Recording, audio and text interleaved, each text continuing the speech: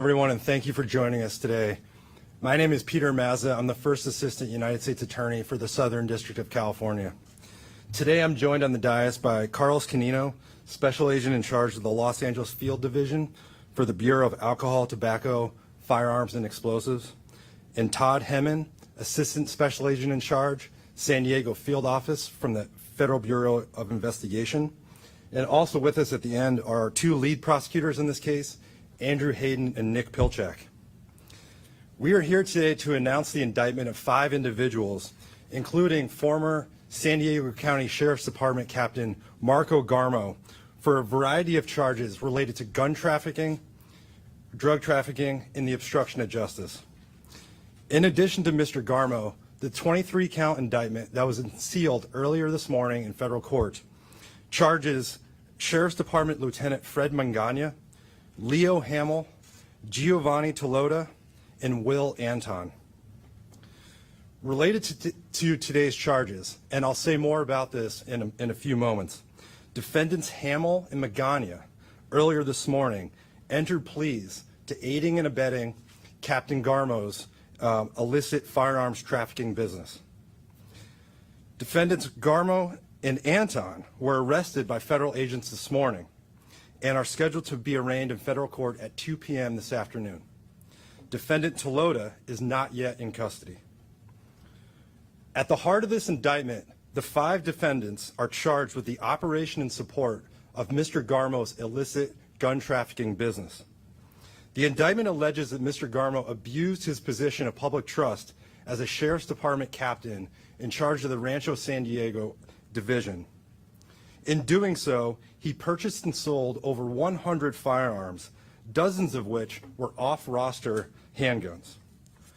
Under California law, only law enforcement officers may purchase off-roster firearms from manufacturers or licensed firearms dealers. Members of the general public may not purchase off-roster firearms on the primary market. One note on the guns at issue in this case. Law enforcement to date has recovered 64 guns registered to Mr. Garmo. As this board outlines, and we also have handouts for folks to take with them, as of today, 27 guns registered to Mr. Garmo remain unaccounted for. We ask that you and the public share this information, and if anyone possesses one of these weapons or knows of someone who does, to please contact the ATF at 858-966-1010. As alleged in the indictment, Mr. Garmo operated his firearms trafficking business for profit and in order to curry favor for an anticipated run for the sheriff of San Diego County.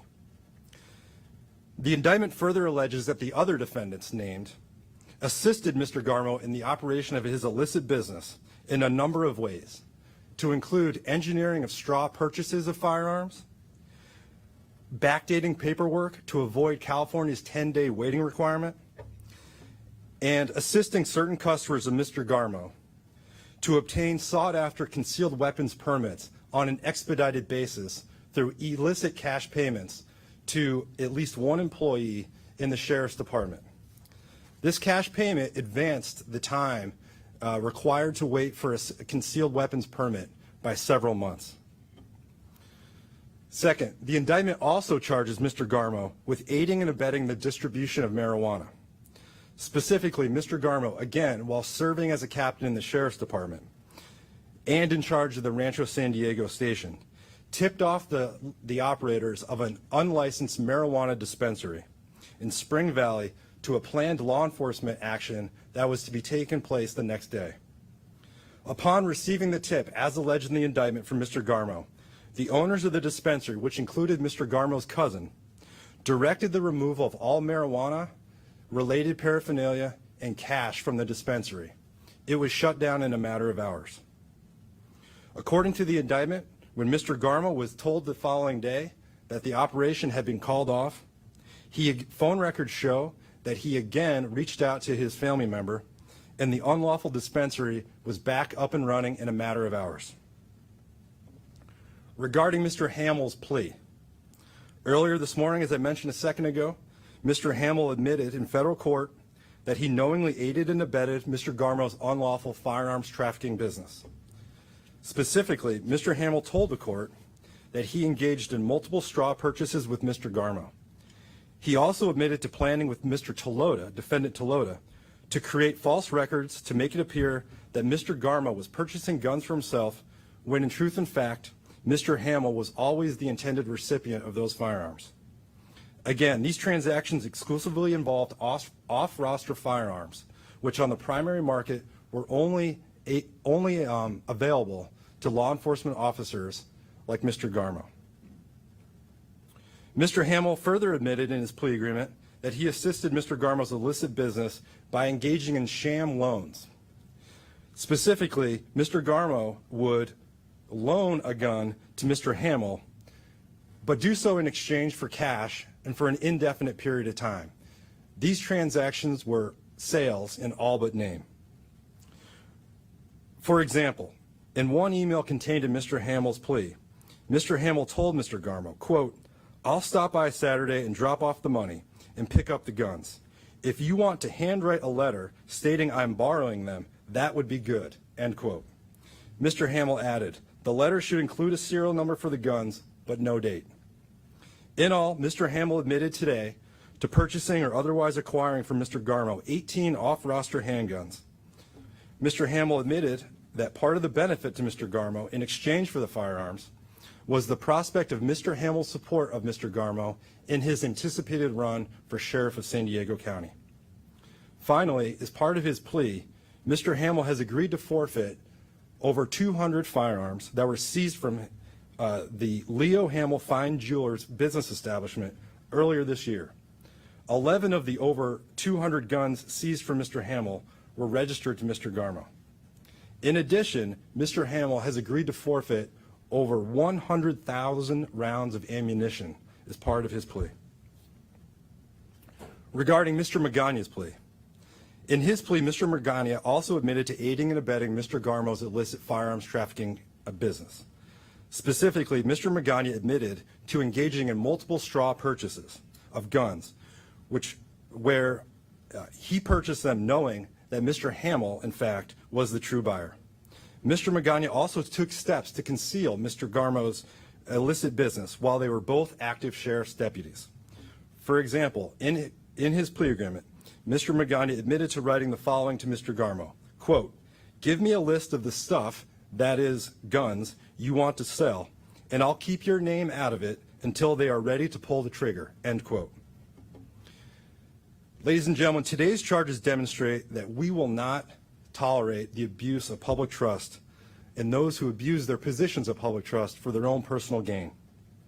Law enforcement members who step outside the law are subject to the equal administration of justice, no differently than anyone else in our community. Indeed, no one is above the law, and no one deserves the fair application of the law more than the brave, law-abiding men and women who wear the badge each and every day with great honor and distinction in service and protection of our community. I would like to extend our sincere gratitude to the San Diego Sheriff's Department for referring this investigation to the ATF and the FBI, as well as for their assistance and support throughout the duration of this investigation. I would also like to publicly commend the great work of our team that's joining me on the stage, AUSA's Nick Pelchak and Andrew Hayden, and our partners from the ATF and the FBI. From here, our agency partners will have some brief remarks, and then at that point, we'd be happy to take any questions. Special Agent Keneal. Good afternoon. On behalf of ATF, I would like to thank our partners at the U.S. Attorney's Office and the FBI for helping us, or helping the team navigate through this long investigation. I personally want to thank the two assistant U.S. attorneys. These cases are they're not easy. They cause a lot of heartache, especially when a member of law enforcement is involved in this type of criminal activity. ATF is responsible for the enforcement of federal firearms laws, and as part of that duty, ATF issues licenses to those persons who desire to lawfully deal firearms and seeks to protect the public by preventing unlicensed dealing of firearms in violation of federal law. Repeatedly purchasing firearms with intent to resell for profit without possessing a federal firearms license is a violation of federal law and poses great risk to public safety. Additionally, falsifying federal firearms transaction records to hide the true nature of the transaction undermines the Gun Control Act and is a common tactic used by a variety of firearms traffickers. ATF is committed to proactively investigate firearms trafficking activity and working with our law enforcement partners and the U.S. Attorney's Office to help ensure public safety. Couple of things, and I'm done. I also want to thank the FBI and ATF case agents, the ATF undercover agents. As a longtime ATF agent, I have worked public corruption cases. I have worked undercover in public corruption cases. It is hard. It is taxing physically. It is taxing mentally. And these case agents and undercover agents distinguished themselves, and they did law enforcement proud. And I'm happy to be on their team and represent them. And finally, please make no mistake about this. This is not some paper violations. This is not, oh, I didn't know what I was doing. I can tell you, as a 30-year ATF agent, this is a classic firearms trafficking case. Thank you.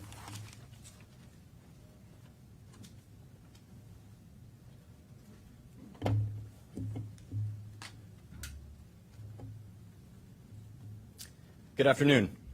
My name is Todd Hemman, and I am an Assistant Special Agent in charge with the San Diego Division of the FBI. Today we are here to announce the indictment and ensuing arrests in a case that involves government officials who abuse their positions of power and trust. This morning's operations marked the culmination of several months of activity by the investigative team. Law enforcement is at its best and most effective when agencies work closely with one another, to include sharing intelligence and information and contributing specific and specialized subject matter expertise toward a common goal. All of these elements were present in this case. In 2018, the San Diego Sheriff's Department referred allegations of criminal activity to include a bad actor within their own organization to the FBI. Based on this initial information, the FBI opened this federal investigation. I would like to thank the San Diego Sheriff's Department for their transparency, for their commitment to maintaining an organization that prioritizes integrity, and for their trust in the FBI to pursue a thorough and responsible investigation. Upon identifying that much of the alleged criminal activity revolved around violations of federal firearms statutes, the FBI invited the ATF to join this investigation. The ATF has been an integral partner throughout this case and has led much of the operational and investigative activity. I would like to thank the ATF for both their partnership and their significant contributions to this case. As is true in virtually every FBI investigation, we consulted the United States Attorney's Office at the onset of this case and worked closely with the United States Attorney's Office to arrive at this juncture. I would like to thank the United States Attorney's Office for their consummate professionalism and continued guidance throughout the investigative process, to include identification of the federal charges which were indicted just yesterday.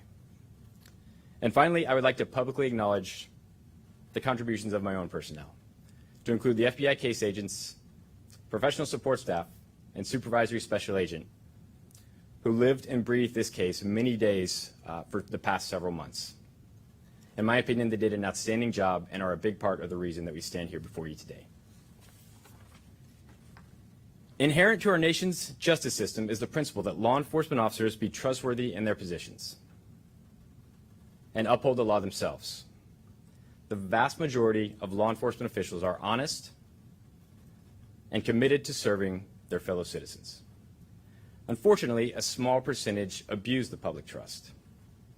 These abuses may take the form of public corruption, color of law allegations, or, as was alleged in this investigation, using law enforcement access to aid and abet criminal activity.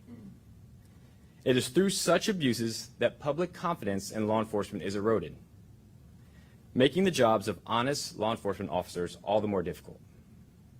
For this reason, the FBI remains resolved to combat these crimes, and in doing so, endeavors to restore the public's trust and confidence.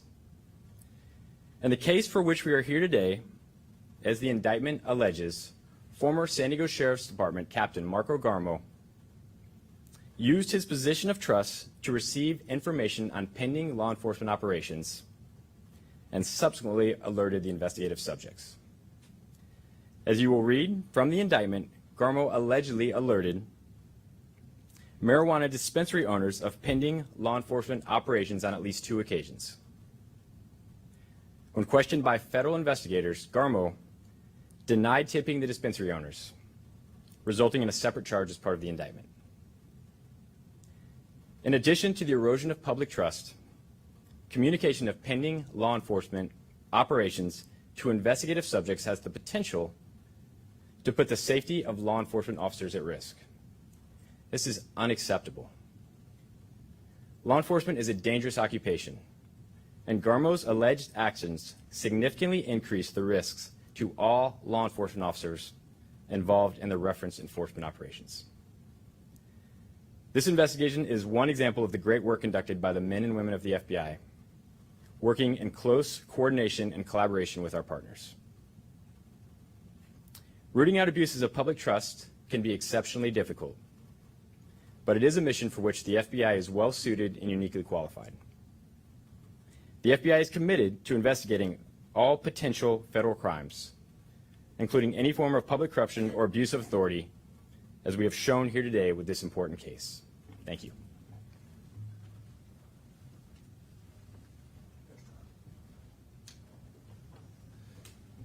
At this time, we'll open it up for any questions that folks may have. What exactly did Leo Hamel want with all these guns? I'm not sure that we can answer that at this point. As alleged in the indictment, part of the sales, as he admitted in his plea agreement, went to potentially his support of future political aspirations for then Captain Garmo.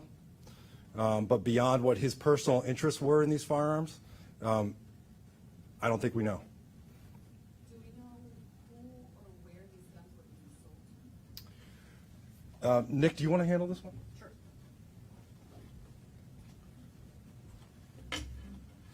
Good afternoon. My name is Nicholas Pilchak, and along with Andrew Hayden, I'm one of the assistant U.S. attorneys handling this investigation. As alleged in the indictment, Captain Garmo trafficked in over 100 firearms. A number of those firearms made their way to Mr. Hamel, as Peter described a few moments ago. Others of them were distributed to additional individuals, Mr. Garmo's acquaintances, and others. Did any end up in Mexico? I don't think I can comment on that. Are we talking about all handguns or what other kinds of guns? So there's a variety of firearms that are alleged simply in the indictment. In the straw counts that follow count 1 in the indictment, it refers principally to handguns, and that many of the weapons involved in the scheme were off-roster handguns, as described a few minutes ago, which are uniquely available to law enforcement. The scheme and Mr. Garmo's illegal business did also involve rifles and long guns. Can you elaborate more why you can't talk about whether they ended up in Mexico? Is it still under investigation? Is it because some of these missing weapons might be there, or what is the reason why you can't say whether any of that material? I'm afraid I can't get any further into that. What I can say is that obviously the missing weapons at this time, law enforcement is unaware of their location, and that's one of the reasons we're asking the community for any assistance that individuals may have about where these firearms may presently be located. I understand that the case was referred to Giovanni Tilotta at the time, which is the DA, and no charges were filed. Can you discuss why charges weren't filed back then? So obviously I can't comment on the decision of the district attorney at that time in 2017. What I can tell you is that the information that was appeared to have been available at that time is different from the information that was developed during this investigation. This investigation, which obviously only concluded recently, developed further facts about the conduct, about the extent of the conduct, and about the motivation of the conduct as laid out in the indictment. And one of the things that is a matter of public record at this point is statements by Captain Garmo in the media, I believe in 2018, in response to the publicity around the conclusion of the California Department of Justice investigation at that time. His statements were that his conduct was not undertaken for profit, that he was simply a hobbyist, and that he had no intent to circumvent the law. I believe the allegations in the indictment today suggest further evidence that undercuts those statements.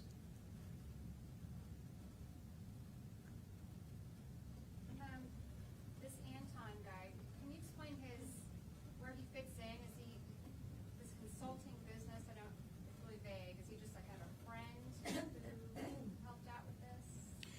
As alleged in the indictment, Mr. Anton held himself out as a consultant, described himself that way to other individuals. And a part of his consulting business was these CCW applications that Mr. Mazza described a moment ago. Specifically, what Mr. Anton was trading on in collecting cash payments of between $1,000 and $2,000 from his consulting clients was his ability to fast-track their applications to get CCW appointments with the sheriff's civilian staff. At that time, there was a significant backlog for those applications. Mr. Anton, as alleged in the indictment, leveraged his special relationship with a person at sheriff's who he'd made unlawful cash payments to fast-track his clients' applications. And what happened to that staff person? I don't believe I can comment on that at this point. What I can say is that part of Mr. Anton's scheme also involved paying a kickback to Captain Garmo when Captain Garmo would refer clients to Mr. Anton. And is there any concern, they were getting their appointments quicker, but is there any concern that their applications were also maybe being reviewed more favorably than anyone else's who was applying? There's no allegation on that point at this time. Any idea how much the defendants made through this scheme? The best estimate of the gross profit would be related to the number of firearms, and so a very rough approximation of that can be taken simply from the number of firearms, but there's no specific allegation as to the amount of proceeds at this time. Do you have a ballpark? I don't know. So how much was he selling these firearms for a piece?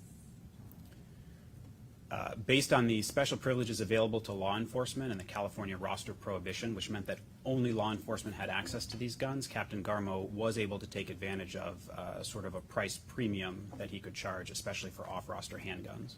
Again, I don't have a specific dollar value. Can you just explain a little bit more about what an off-roster gun is and why it would be attractive to trade in? As spelled out in the indictment, the California roster prohibitions limit the amount of guns are available in an initial purchase to a member of the general public. As new guns come out, they may or may not be added to that roster. Guns that are not on the roster, of course, have limited availability, and so for a particular new firearm, someone who's interested in obtaining it may not be able to do so, at least not initially. That creates an opportunity for someone to do what Captain Garmo did here, which is to buy and flip those guns at a significant volume, potentially for a profit. You're saying these are, in some cases, newer weapons that are not available to the general public? What I can say is they're weapons that have not yet been added to the roster. And why would a weapon that doesn't have a trace, can you just explain just for the viewers at home why that's significant? I'm not sure I understood the question. Well, if a weapon doesn't have a trace, then the person who's buying it is free to shoot the weapon and whatever he wants with the weapon. Can you just explain why that's significant? That's one of the ramifications of a straw purchase. I believe, as the gentleman from the ATF described, it's important for the licensing system to be able to have an accurate record of the registered owner of a particular firearm. The crimes that are charged in the indictment, a straw purchase of a firearm, undercuts the ability for the accurate registration information to be maintained by law enforcement. Is there any evidence that any of these weapons ended up, being used in the crime or in the hands of There's no allegation on that or evidence on that point at this juncture. Did you have wires in this investigation? There's no, again, nothing about that in the public record at this point.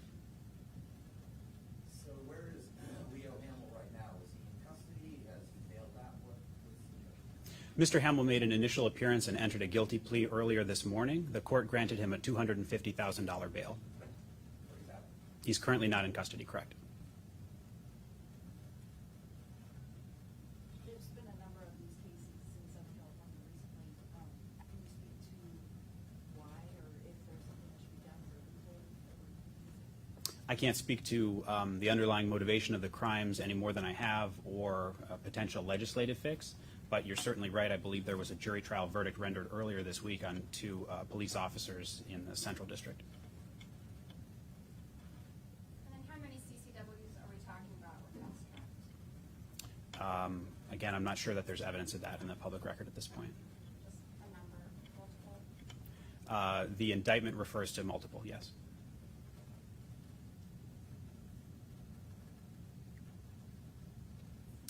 Any other questions? I'm sorry, just, where were, I know generally for some of these were seized, can you, like, you talked about the jewelry business, other places where some of these weapons were seized from? So as alleged in the indictment, hundreds of firearms were seized from Mr. Hamill in February of this year, including at Leo Hamel Fine Jewelers, as I believe was stated earlier. 64 or 65 firearms were seized from Captain Garmo. Again, I don't think I can comment on that. I think the indictment also alleges that 5 firearms were seized from Waiel Anton. And 4 of the 5 defendants are currently in prison or locked up, and then 1 is at large, is that correct? 2 defendants are in custody, Captain Garmo and Mr. Anton. 2 defendants made initial appearances and made bail earlier today. That's Mr. Hamel and Mr. Magana. Mr. Tilotta is currently at large. I forgot to ask also about he was arrested, Mr. Garmo, this morning, correct? Correct. And was that, he just went to, did agents just go to his home and he surrendered, or can you describe a little bit of how he did it? I'm afraid I can't comment on that. Is it difficult to go after people in law enforcement in your own business? Is it tricky for you? Well, some of the comments earlier expressed that it's always a difficult moment when someone who is in law enforcement chooses to abuse that trust. But of course, all the offices you see on the stage today are committed to the rule of law, accountability, and holding everyone to the same standard. How can the public trust that this won't happen again? I think today's prosecution is one way that the authorities can demonstrate they're committed to holding everyone to the same standard and ensuring crimes like this don't go unaddressed.